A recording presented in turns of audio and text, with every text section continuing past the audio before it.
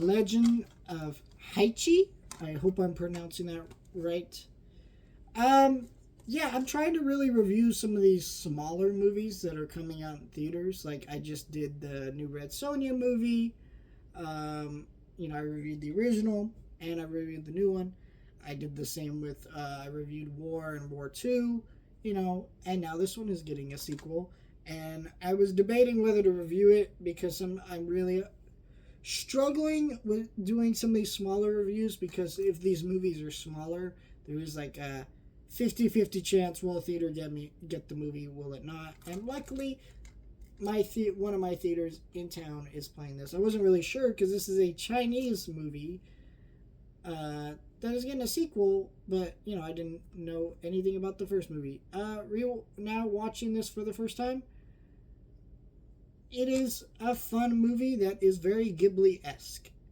In fact, you would be very understandable if you mistook this for a Studio Ghibli movie.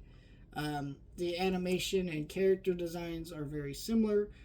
It has a very different look, like how the characters move and certain things like that. But overall, animation seems very similar.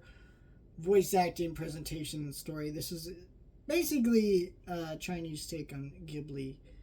And as that, it is very fun. It's got some adorable characters with this cat, and the way he explores his characters, and really, I think this might be better than Ninja. I like those movies more, and I'm not saying that this is a better movie. What I mean is, this is a better movie for people who are trying to get into Chinese animation, because the Ninja movies throw a lot at you. They don't really explain a lot of this Chinese mythology, and that's because the Chinese mythology it's based on is very beloved Chinese mythology, and so it's a very also those movies are very fast paced. They have lots of action. They're throwing things at the wall constantly, nonstop.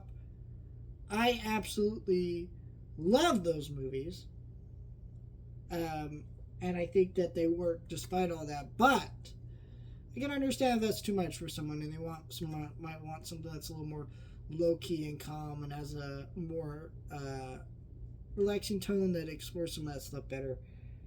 I think this is a really sweet movie that I recommend. It is wonderful, and I cannot wait to see the sequel. Because if it's anything like Ninja 1 to Ninja 2, I'm in a wild fucking ride.